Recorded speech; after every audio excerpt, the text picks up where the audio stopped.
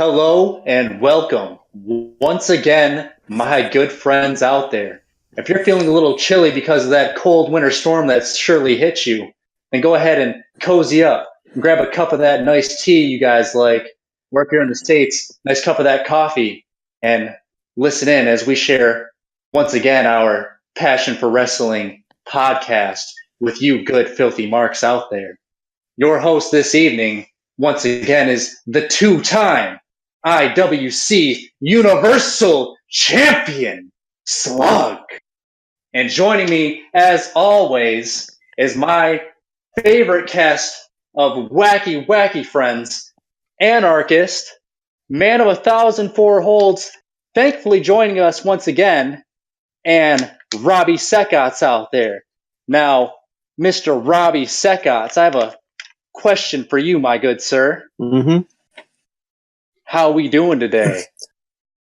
Was that an more remark then, or is that just a genuine question? That's just a. We're gonna keep it light today, okay? How are you doing today, man? How are we feeling? I'm good, man. I'm glad to be back on the pod.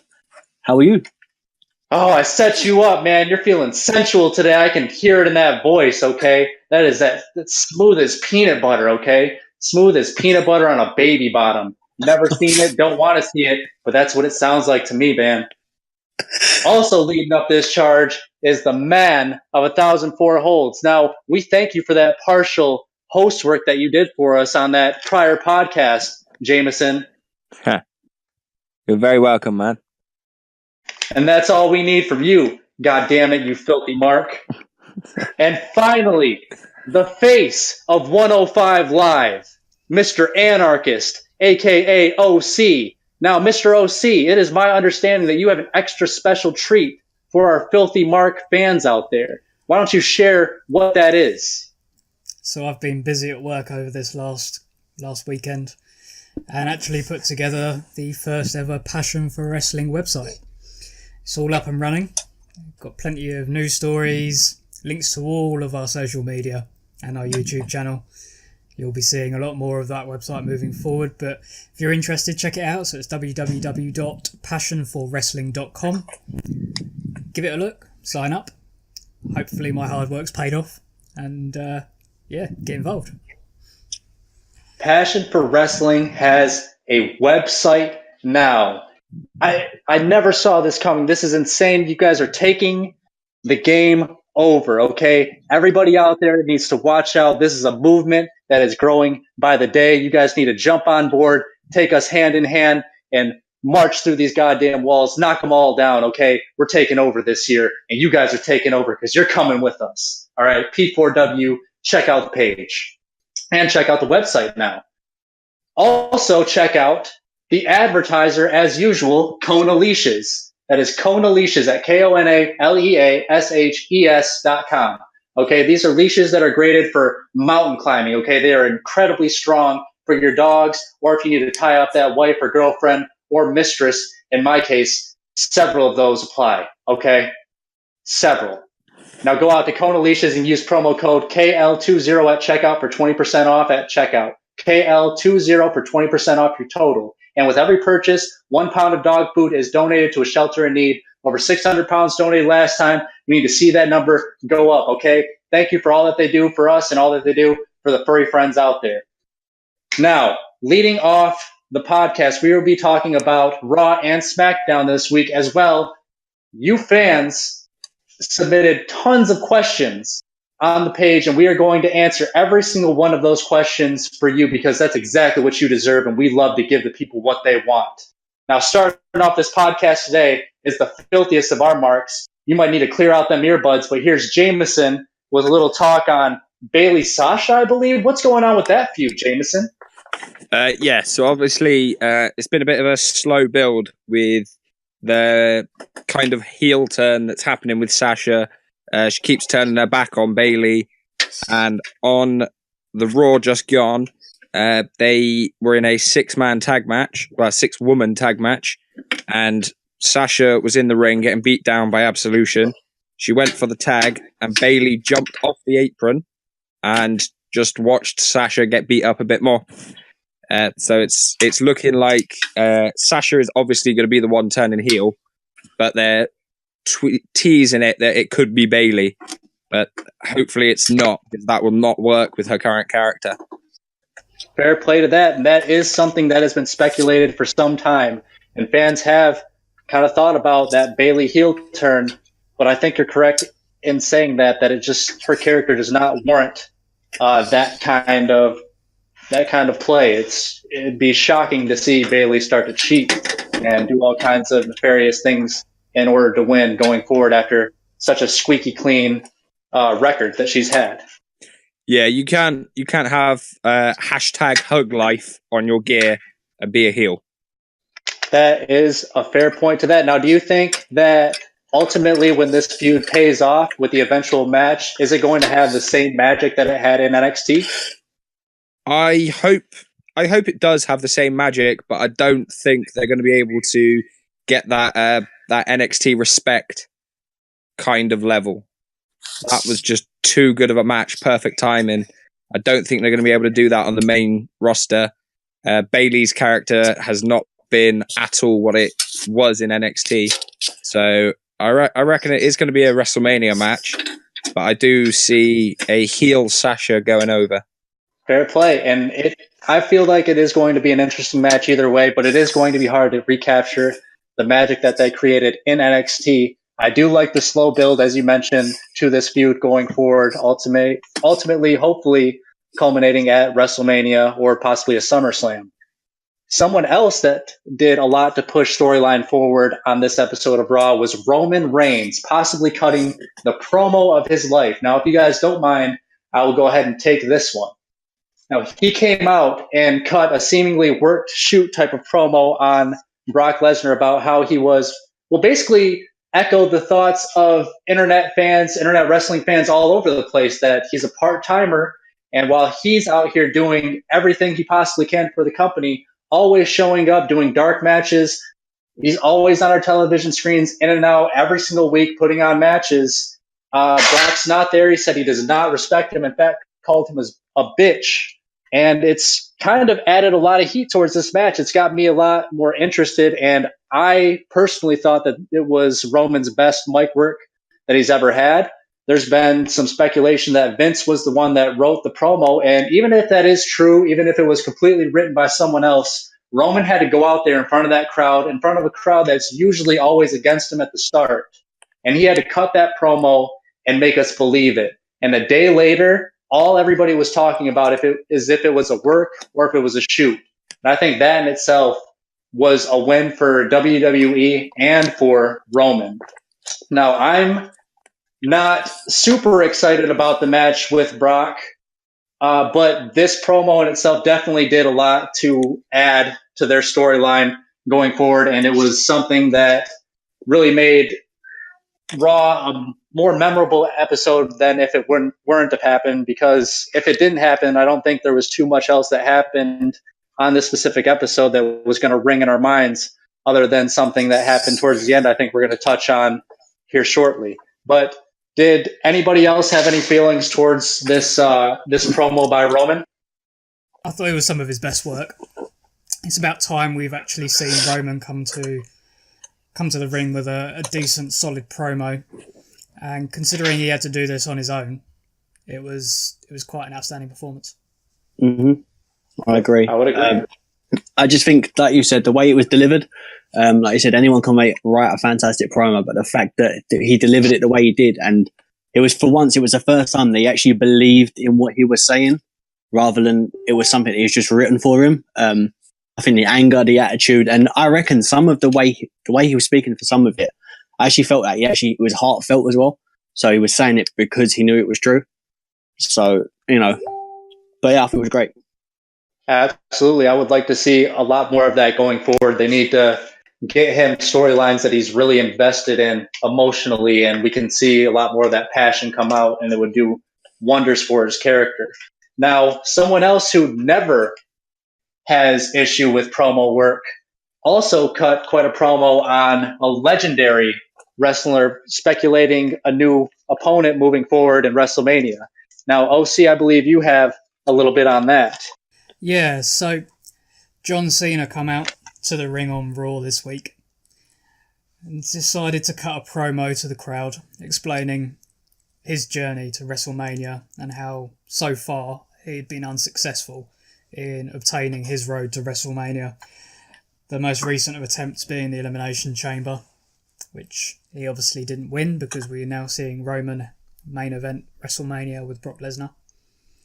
But during the promo, he made quite a bold statement that he was going to do something that he should have done a long time ago, which was to challenge The Undertaker. Now, I know there's been a lot of stories in the media over the last couple of weeks covering whether Cena was actually going to face Undertaker at WrestleMania.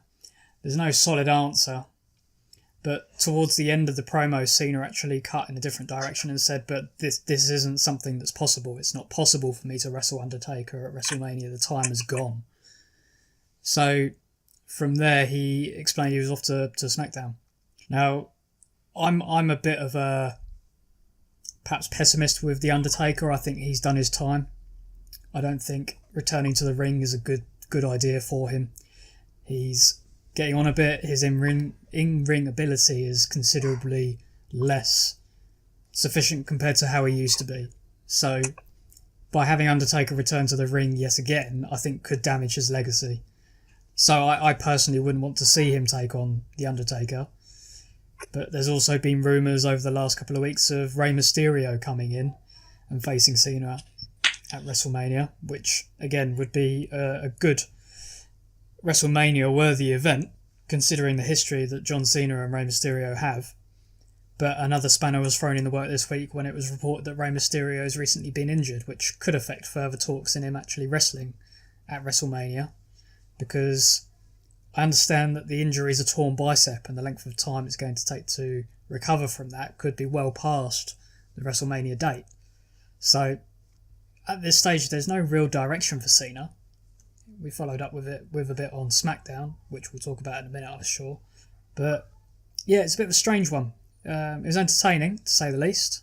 But considering we're vastly approaching WrestleMania, it's surprising that one of the biggest stars in WWE is still without a plan for WrestleMania. That is true. We have no idea what Cena is going to do for WrestleMania. And I think that it would suggest, being that Undertaker is not in this year's Hall of Fame class, that there is going to be at least one more match for him. I mean, if it's to believe that he's going to be in next year's Hall of Fame class, unless they pull something crazy and just surprise announce it on the night. But I can't see WWE doing that. Undertaker would deserve far more of a grand kind of ceremony. But I know you said that you don't want to see it, but do you personally believe that it's not going to happen? I know personal belief or personal wants aside, do you think WWE is going to pull the trigger and make this match at WrestleMania, or do you personally believe it's not going to happen? Personally, it's a difficult one to call. Assuming that Undertaker has one more match, given that he's not going into the Hall of Fame this year, what would that final match be if it's not Cena? Ideally, I would like him to have his final match at Survivor Series rather than WrestleMania. Where it all began. Exactly. From a storytelling perspective, I think that's the only suitable destination for a final match for WrestleMania. For The Undertaker. So I personally would like to see the last match take place at Survivor Series. It just makes so much more sense to me. Whether WWE will pull the trigger or not is a difficult one, because they know that the fans have very mixed opinions about Undertaker, especially after the Undertaker's promo at Raw 25. That was so up in the air. Let's not talk about that. But it was so up in the air that fans come away from it not knowing whether that was him retiring or whether he was actually laying down a threat to all the other superstars in the roster. So it's so open-ended for The Undertaker at the minute, and it's a difficult one for fans to call. So I wouldn't want to say whether I think it's going to happen or not, because if I'm honest, I just don't know. Fair play, and Raw 25 was a shamble in itself. However, something you did say in there piqued my interest. Did you say that Cena was going over to SmackDown? I did. So now, does anybody know what happened? Did he show up on SmackDown? Well, funny you say that, Slug. He did indeed show up at SmackDown. Oh, did my ears just get significantly more filthy? Is that Jameson with a take? It is. Oh, let's see. Let's hear it, bud. But he did indeed show up on SmackDown, and he asked Shane McMahon how he would be able to get himself on the road to WrestleMania and how he would be able to get himself into the Fastlane match for the WWE title. And Shane McMahon told him if he won a match, he would be in the main event. It was Daniel Bryan who told him that, sorry. And all he had to do to get into the main event was to beat AJ Styles. Ooh. So the SmackDown main event was John Cena versus AJ Styles.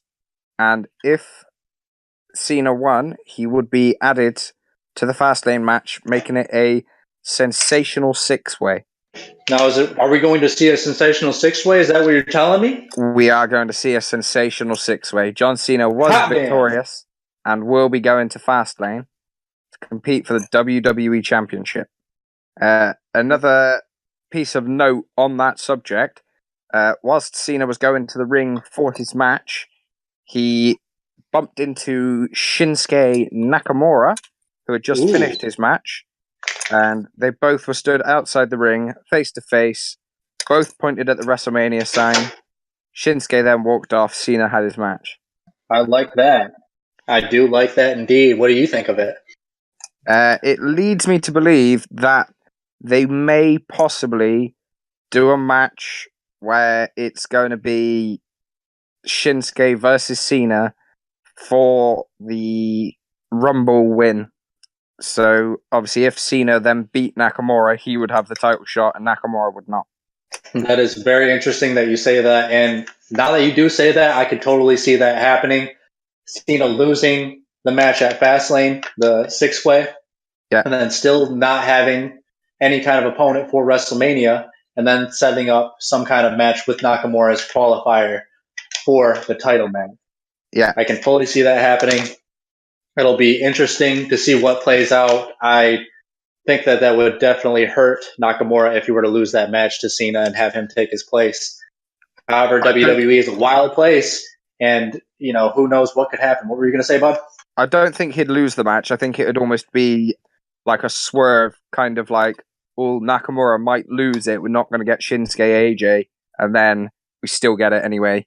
But they're going to make you believe that it's not going to happen and that Cena's going to be the bad guy and steal the title shot, and it's going to happen like that. I personally see three possible directions for Cena if he doesn't get The Undertaker. I either see him facing Elias, facing Braun, or being in the Battle Royal. Fair play. I mean, all those are still up for grabs, as both Elias and Braun neither really have an opponent for WrestleMania yet either. And it's interesting that you say that maybe Cena plays the bad guy in his match against Nakamura, stealing his spotlight. Another person that kind of teased a bad guy, good guy kind of role on this episode of SmackDown was Dolph Ziggler. And I believe that our own Robbie Sekatz has more on that. Rob? Yeah, so right at the beginning of the SmackDown, Dolph Ziggler come out and super kicked Kevin Owens. And I thought that was it for them, and it's going to be setting them a rivalry up in the future. Maybe onto Fastlane or just after Fastlane. Then right at the end of SmackDown, Dolph Ziggler came out again to basically save the day for Cena and AJ Styles as they were getting beaten down by Corbin, Zayn and Kevin Owens. To which I thought was Ziggler kind of taking another face turn. However, that wasn't the case as he attacked AJ Styles and then got an AA for basically attacking AJ Styles. Cena remaining lone man standing in the ring. So I have no idea what they're doing with Ziggler at the moment. I'm quite confused. Is he going to be a face or a heel? What are your takes on it? Yeah, it's always so hard to tell with Dolph Ziggler, especially lately. I don't think he even knows really where his direction is in the company. And I can understand how that can be frustrating. It's extremely frustrating as a fan watching it because you want to root for the guy. You know how good he is and how good he could be, but it's just so hard to really believe that Dolph Ziggler is going to be the guy. Just seeing the history in the company with him and his booking, it's just I'm kind of worn thin on Dolph Ziggler. I haven't reached the point like Bray Wyatt levels where I'm just totally over him and I want him out of my face. But I'm almost there. I'm about halfway there. I'll say that. Yeah, I agree with you on that one. I'm completely just bored of Dolph Ziggler and just done with him. It's gotten a little bit predictable, but I think something that has been anything but predictable in certain matches has been this mixed match challenge.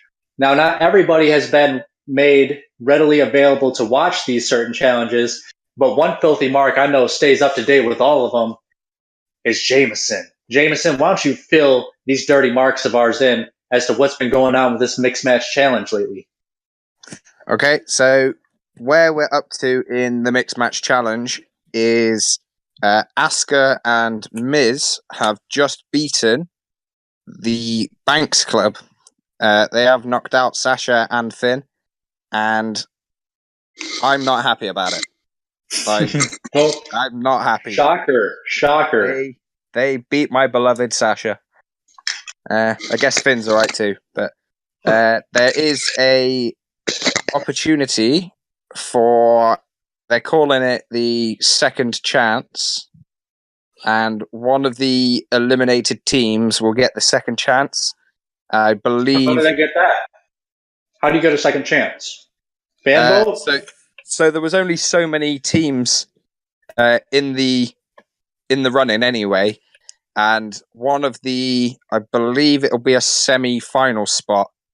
One of the semi-final spots will be given to one of the previously eliminated teams. The fans get to vote on it, and I believe that it will go to Sasha and Finn. It would then switch them down in the bracket, and they would then potentially face the Robe Warriors, the team of Charlotte and Rude, in the semi-final. It leaves me to believe the other semi-final is already set, and it will be Team Little Big against Asuka and Miz. And Team Little Big, of course, is Braun Strowman and Alexa Bliss. Yeah. Now, who else are the teams that are available in that fan vote for the second chance? So it'll be all of the other teams that have already been eliminated. Okay. Currently, I don't think the Robe Warriors are into the semi-final yet, but they most likely will be. So you would then potentially have teams like Jey Uso and Naomi to vote on. Shinsuke and Natalya were a team. Apollo and Nia. Balor and Banks. And I believe also Rusev and Lana are in there as well. Now, that's going to be a tough one. Have Rose Gold of Mandy Rose and Goldust. Elias and Bayley were a team. So you would then be able to put any of those into that spot. But I really think it's going to go to Banks and Balor. I would agree with you that they are the front runner, but also with Rusev in there, we've seen how incredibly over he is. I think that they will have some competition from them and possibly Bayley and Elias in that fan vote. And be sure to keep a lookout on WWE's website, and I'm sure they will advertise when that fan vote is going down, and be sure to cast your vote for your favorite team that you want to see in that. And if you are not necessarily able to catch up with that, then be sure to tune in to our website, and I'm sure we will share more info about the winners when that comes out. Yeah, it is all available as well on the network. It's only $9.99. You're welcome, Hunter. $9.99 a month. Thank you for that plug. And now, if anybody else, does anybody else have anything else that they want to touch on as far as Raw and SmackDown from this week go? Or do you guys want to jump right into these fan questions and get to what these filthy marks really want to know? The only thing I wanted to just sort of add was going back to Cena about his WrestleMania opponent. I know Jameson gave us his options on where he thinks is particularly going to go. I just wanted to throw my hat in the ring. I actually see it being Cena Lashley. The reason for that is that Lashley apparently has agreed to his new contract back in January, and they're now just trying to find the right time to reintroduce him to the main roster. I think WrestleMania is the time to bring him back. Essentially, that would give the same kind of reaction that the Hardy Boys had last year. I think it will be a WrestleMania open challenge from Cena. It will go down to the ring, state that he's not given up on his road to WrestleMania. He's here, he's ready for a match, and someone needs to answer the call even. Yeah. And I think that would be the prime opportunity for Bobby Lashley to make his reappearance in WWE. You know what? I like that a lot, actually, because Cena, as we all know, loves himself an open challenge. WrestleMania seems like the perfect way to do it, and that's the perfect way to bring Bobby Lashley back. Those two big dudes in the ring at once. I mean, just put me in there, and Vince's dream is complete, okay? I'm the only other guy that could physically compete with that kind of stature, okay? I mean, sure, they would probably both cower in fear, but don't be scared, boys. Ring that bell. Are you? Would you put your title on the line if that was the case? So the title is always up for grabs. There's just no worthy challengers out there. I would gladly face anybody, but they're clearly not born yet. As soon as they're able to cross humans with robots, then maybe we'll start taking on challengers. Okay, but these weak little pencil neck geeks out here ain't ready for this. Okay, I'm a real man. I'm a real boy. No, I think that'll lead us right into fan questions. I think it's a perfect segue into fan questions for these lovely fans of ours. Wouldn't you guys agree? Yeah, go for it. OC, why don't you go ahead and run down the first question for us? Absolutely. So, thanks to everybody that did send us in their questions. Like Slug says, we've got a few of them to go through, so let's crack on with the first. So the first question comes from Bob Skelton, which is, when is Dean Ambrose and Samoa Joe coming back? Now, I wanted to take this one, so it's difficult to say when they're going to come back. There's no specified date for either of their returns. I think Samoa Joe is teasing his return very, very soon, but I would be surprised if it happens this side of WrestleMania, because Samoa Joe is a big draw, he's a big talent in WWE, so creative would be forced to kind of push him into some kind of storyline. I don't think he would be worthy. I think he's overqualified to have a battle royale match. So I think the only suitable way to bring him back is to enter it into a new storyline post WrestleMania. And Dean Ambrose, he's out for quite some time. He's out until at the very earliest, just after SummerSlam, I believe. Yeah. At which point we're rumoured for him to come back as heel Dean Ambrose. It's the heel turn we've all been waiting for a long, long time. Might help to get him a bit more of a push, but we'll have to wait and see. I was going to say, I do hope that Dean Ambrose is enjoying his vacation as much as I'm enjoying his vacation as well, off of my TV set. Ha ha, boy! But anyways, next up on the question. I was just going to say, so hopefully WWE does like to give us a bit more of an idea closer to the return date, so I'm sure we'll hear from that soon. Now, the next question comes from Aaron Walker, which is, what is our most favourite and most hated moments in SmackDown history? Now, Rob and Jameson, you guys are basically WWE walking encyclopedias. I think you guys should take this one. Okay, OC, can you confirm, is that Raw and Smackdown, or is it just Smackdown? Just Smackdown. Just Smackdown. Jameson, do you want to go first?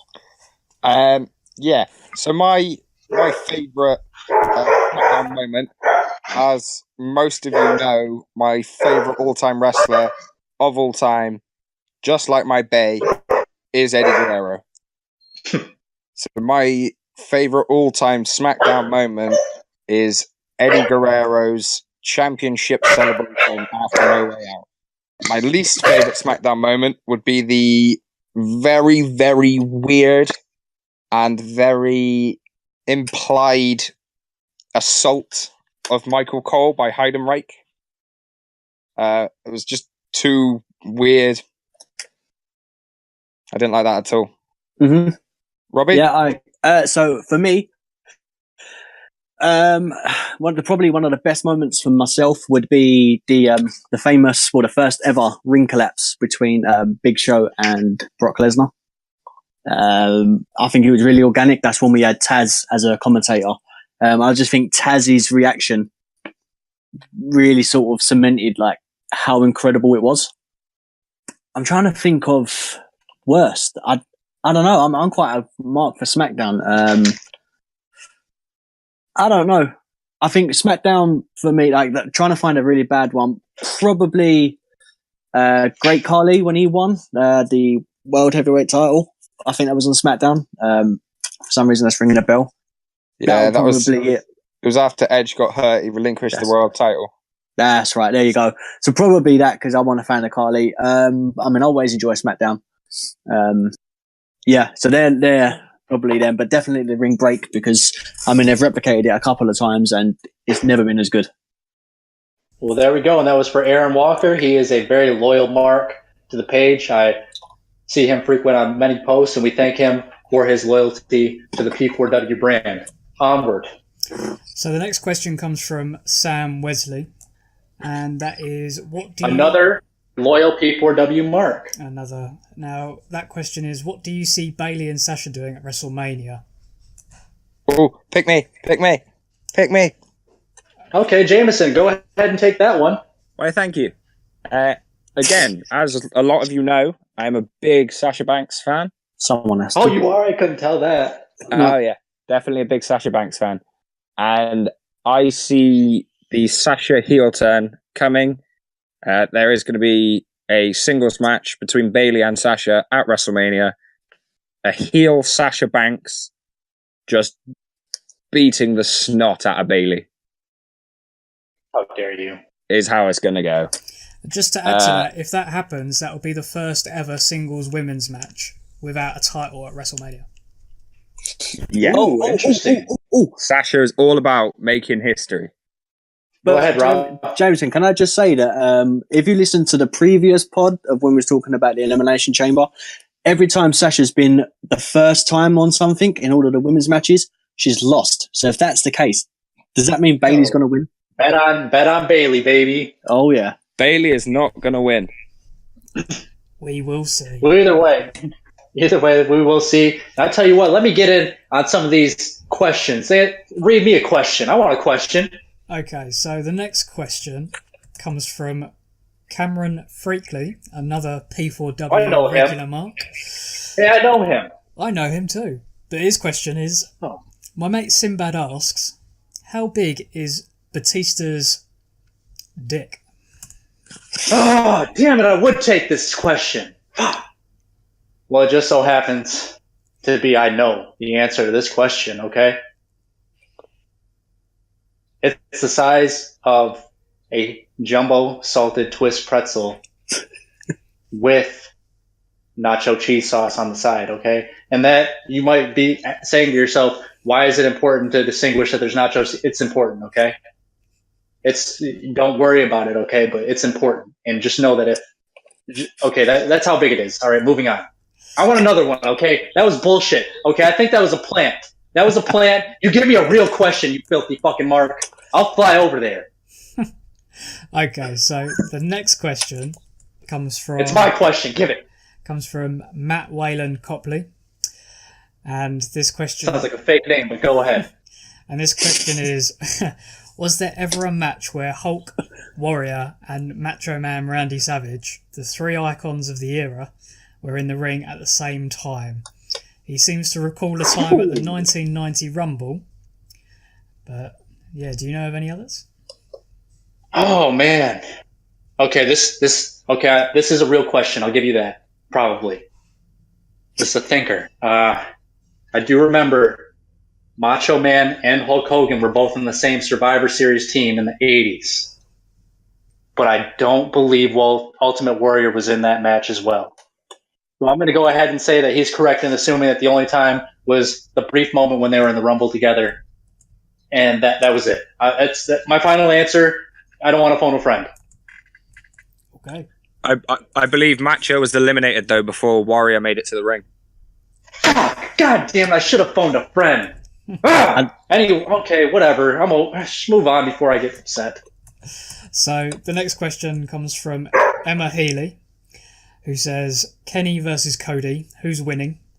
And who will come out of the match better for it? And well, I definitely can't choose this. Somebody else picked this one. There's a second part to the question, which is this the end of the Bullet Club, or do you see them pulling a New World Order style split? I think I'll take this one. So, Thank God. I've been following this rivalry since it dawned. I'm a big fan of it. I think it's storytelling in pro wrestling the way it should be told. I personally, at the minute, think that Cody is coming out on top. Kenny seems to be burning more bridges than repairing them at the moment. More recently, burning them with the Young Bucks. I personally think that Cody is ultimately going to come out on top from this, as upsetting as that is, because I think Kenny is the Bullet Club. He's probably one of the most charismatic leaders the Bullet Club has had. So it would be quite upsetting to see Kenny actually move away from the Bullet Club, but it does look as though his priorities have shifted to the Golden Lovers. Now, in terms of whether I think it's going to split the Bullet Club, I don't think it will. I think Kenny's made his, like I've said before, his priorities quite clear. He wants to be going into the IWGP Heavyweight Tag Team division with Kota Ibushi. So I think it's more likely to see Kenny leave. The Bullet Club is kind of already split up into different divisions. We've got the OG Bullet Club, and then we've got Cody's Bullet Club, and we've got Kenny's Bullet Club. To be honest, after this, I see it just being the OG Bullet Club and Cody's Bullet Club. I don't think there's going to be any further splits, but I think they'll all come under the same unification of the Bullet Club. So that's where I see it going personally. But time will tell as the story develops. Exactly. It is a great storyline. What's that? Oh, God. Fine. Okay. But guys, one of my dogs has a question. Can he get it in, please? Yeah. Carry on. Okay. Okay, well, his favorite wrestler is the Big Show. I don't know why, okay? But he wants to know, where's Big Show, and are we going to see him anytime soon? Does anybody know? Do you want me to jump in on that? Or anyone else? Please answer it for him, because he's been bugging me for days. All right, so basically, Big Show's contract ended a couple of days ago. Yeah, they didn't do a big farewell for him. Basically, because he's going to be, from what I've read, he's going to be an agent for the WWE moving forward. Okay. So yeah, so far that's all we know. They haven't done a big thing for him. So yeah, that's it really. So let your dog know that Big Show's fine. He's just, he's just taking time now to himself and enjoying life with not being on the road, should we say? Thank goodness for that. Now you let me get back to my job, okay? Who do you think pays for this kibbles and bits? Okay, these filthy fucking. I mean these lovely fans of ours. Go, carry on with the questions. Edit that out. So the next question comes from Christopher A. Perry. And he says, do you think they should give the tag team titles more love? The Usos versus the New Day has been one of the biggest feuds in the past 2 to 3 years. Instead of it being labelled match of the night like it is most of the time, shouldn't it just close out Fastlane? I think you frequented the Uso Penitentiary, I believe. Why don't you take this one? Well, I have a lot of their merch, as you know. So nice. I do. So yeah, I reckon. I mean, the tag team's already got a lot of love. I would like to see them at some point, the tag team division, actually close out a main event. But I don't think it's going to happen for a while. The thing is, they're now just starting to use the Bludgeon Brothers in the right way. So I think that's also going to elevate the tag team division again. I don't see them, like I said, I'd like to see it happen, but I don't see a main eventing for a very long time. But yeah, I love the tag team division. It's always great. A lot of false finishes. And the thing is, as it was said, they steal the show. Well, they do steal the show, and that they get the fans on their feet from beginning to end. So, for people that don't like tag team wrestling, what is wrong with you? Because it's some of the best wrestling that I've seen for a very long time in the WWE. Fair play. They do have a strong tag team division, in my opinion, over on SmackDown as well. Why don't we get on to another question? I do believe we have a couple more of these to go. We do. So the next one comes from Paul Boys, who says, what gives people the right to claim liking Roman Reigns apparently means you're not a proper wrestling fan? Now, Paul says he's been watching wrestling for 29 years out of the 35 years he's been alive. He seems to be quite an avid Roman Reigns fan. Now, I'll take this one. Paul, I'm with you, mate. I completely agree. I think Roman is a fantastic talent. I think he's one of the right faces for WWE. a lot of fans say that if you're a fan of Roman Reigns, then you're not a fan of pro wrestling. I disagree. Pro wrestling is a very subjective industry. You're entitled to like who you like, and you're entitled to dislike who you dislike. Don't listen to the smarks who say, oh, Roman's being pushed down everybody's throats, so you're not entitled to like him. You can like who you like, mate. You do what you want.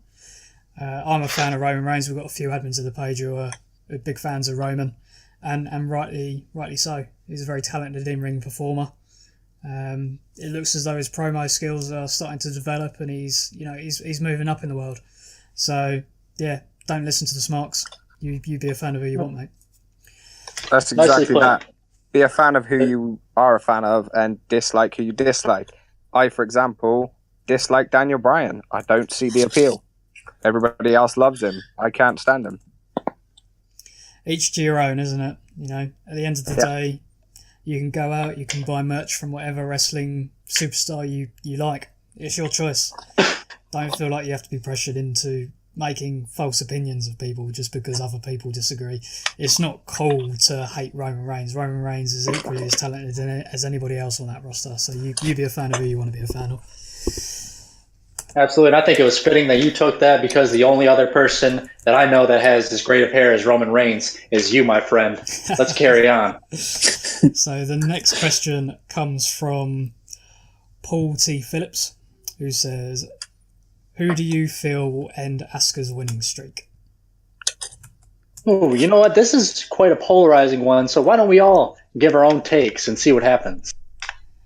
The one, the only, Rowdy Ronda Rousey will end Asuka's streak. See, I disagree. I actually see Charlotte Flair taking Asuka's streak. I think it would help propel her as a Hall of Famer, the Queen, to dethrone Asuka's long winning streak. I think that's the best superstar to take it. How do they switch Charlotte brands, though? Yeah, it doesn't need to be right now, does it? I mean, Asuka's winning streak could go on for a good few months yet, at which point Charlotte may swap brands, Asuka might swap brands. You never know. And who says that they might have a dual-branded pay-per-view where the Raw Women's Champion, potentially Asuka in the future, takes on Charlotte, the SmackDown Women's Championship? That'd be a good match. Yeah. So polarizing. I also think that Charlotte Flair is going to be the one to do it at next WrestleMania, because Charlotte is clearly head and shoulders above nearly every other woman that we've seen in wrestling. In all of wrestling, she's incredibly athletic. The things that she can do is just unbelievable. She understands her character completely. When she's a heel, she's fantastic at it. And when she's a face, you want to cheer for her as well. I think it would be phenomenal if Charlotte was the one to ultimately dethrone Asuka next year at the next WrestleMania. Rob, what do you think? So, I mean, we've seen the dominance so far of Nia Jax. Now, I'm not saying it's going to happen straight away, but if you want to book a monster heel female wrestler that's going to be unbeatable, like basically the complete opposite of Braun Strowman, just a female version, sorry, it's got to be Nia Jax. I see 9 months down the line, it happening. Maybe it's Survivor Series, something like that. I'd be happy to see Sasha Banks do it. I mean, come on. Oh. Well, on that note, let's go ahead and move on. Jeez. So the next question is from Mackenzie Chad Collinson, or Collison even. Sorry about that, Mackenzie. No, you mean that on purpose. Says, in your guys' opinions, what other matches will fill the WrestleMania card? Well, she said your guys and not Man Beast, so why don't you guys go ahead and take this and I'll set this one out. So I think we've already touched on one, in that we'll see Sasha Banks take on Bayley, which will be the first ever women's singles match for a first ever non-title women's singles match to take place at WrestleMania. I think that's probably the first one that comes to mind. I reckon the SmackDown tag team titles will be on the line in a fatal four-way. You'll have the Bludgeon Brothers, American Beta, Usos, and New Day. Jameson, you just on basically, I had the same idea, but I think it will be like either inside a cage match or there'll be a stipulation to it, like a TLC or something like that for the titles, just to make it exciting. They normally have that sort of match. I'd like to see a cage match though, personally. I'd be happy to see it be a elimination match, to be honest. You know what? Now that I want to jump in this, okay? Because now that stipulations are thrown in, I think that we might see a 3-way ladder match for the Intercontinental title, okay? Miz, Balor, and Seth Rollins. I'm back out. You guys in. Go ahead. I'm sorry. Spectating. Well, there's one more match. I disagree with you. I think Seth is going to be with Ronda. No, I don't see that happening personally. No sense. Anyways. So the last match I see potentially happening is one very similar to perhaps a Survivor Series match, which is Team Shane taking on Team Daniel Bryan. I think. Ooh. I think that for all the superstars who aren't billed on the main WrestleMania card at the moment, we will see a few of them team up with Shane. We'll see a few of them team up Daniel Bryan. Not saying that Daniel Bryan will be cleared to return in ring, but I think that this will be.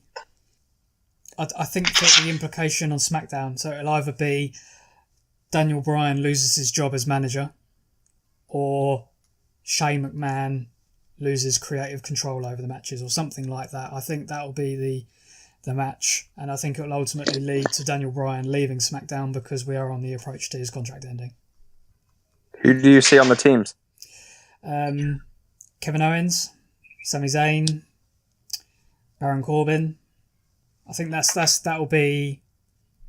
That sounds like Daniel's team. That'll be to Daniel's be honest. team, and then for Shane's, I see Randy Orton. Shinsuke's already tied up. AJ's already tied up. What about Bobby Roode? Bobby Roode will have a United States Championship match at Mania, I believe, so I don't see him. Maybe Zack Ryder? the New Day, if they're not Mojo involved. Rawley.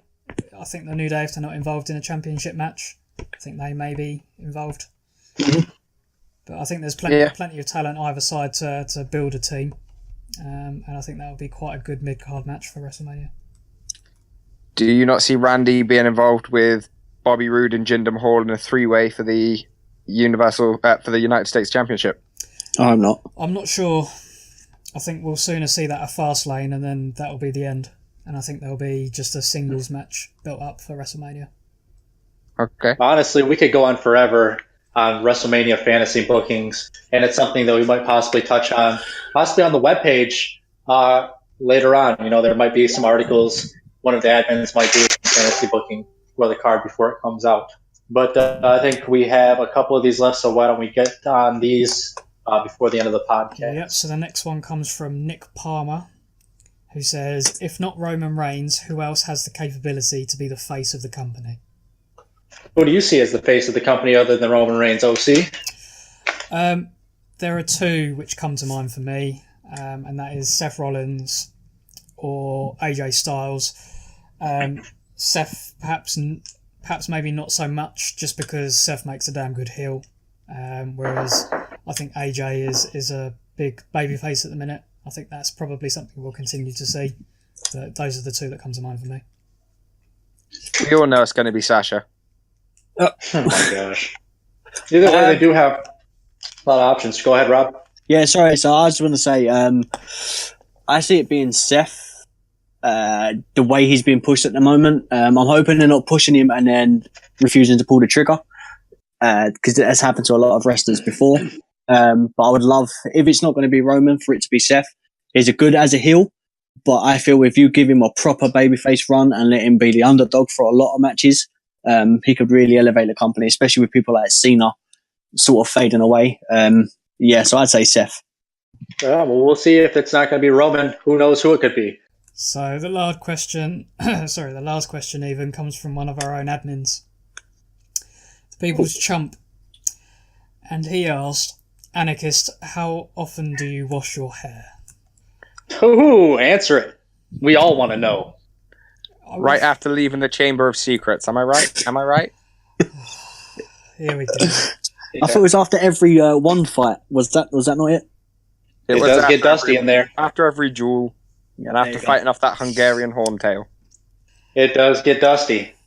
Now, for the fans out there that obviously can't see, just imagine fields of golden grain flowing across mountains, and that's pretty much what OC's hair looks like. But he also looks like Adam Pacitti fucked Harry Potter, and that's just hey, it's not being rude. That's not being mean. I'm just saying. I'm just calling it how I see it. Okay. And hey, both of those guys probably do very well. Okay. That's all I'm saying. He's clearly got a lovely family, so he does well for himself, and I just want to leave it at that. Thank you guys for listening to this episode of the P4W podcast. As always, you guys have been fantastic. My friends have been just okay, but I have been superb as usual, so, balances out that way. You can find this across many different platforms. Guys, OC, why don't you tell these filthy marks where they can listen to this? I'm not sure I want to do anything for you ever again, if I'm completely honest. But seeing that it's for the marks who follow the podcast, I suppose I best. So we've got the main Passion for Wrestling Facebook page, which is at P4. It's www.facebook.com/P4 Wrestling. We've got the Wolfpack page, which is facebook.com/P4W_Wolfpack. We've got the Passion for Wrestling Twitter, which is at P4W Wolfpack. We've also got the Instagram, which is at P4W_Wolfpack. And we also have the YouTube account, which if you search for Passion for Wrestling in the search bar, you will find all of our videos from the last few months. And we also have a webpage now. We do. As we said at the beginning of the podcast, we have the Passion for Wrestling website, which is www.passionforwrestling.com. And there you will find links to all of our social media channels. You'll find... That is the number 4. The number 4 wrestling. That is. So passion4wrestling.com. And you'll find articles, blog posts, social media accounts, YouTube. Get involved. Have a look. There will be a new article uploaded right after we finish this pod. I'm going to go over to the website and I'm going to explain to all of you why WrestleMania X7 is the best wrestling pay-per-view that you can watch. Mm-hmm. And our very own Robbie Secotts may even have a couple sensual dating tips every now and then for you filthy marks out there. Maybe even have some health regimen tips. He's helped me get absolutely shredded on this Jinder Mahal diet, okay? Now, if I walk into a room, hey, you can't see my face, you might think it's Roman Reigns walking up on you, okay? We're literally identical at this point, okay? Literally identical. So I thank you, Rob, for the best steroids in the market. And I am not exaggerating when I say that they're flowing through my veins right now. Well, I'm not taking any credit for that.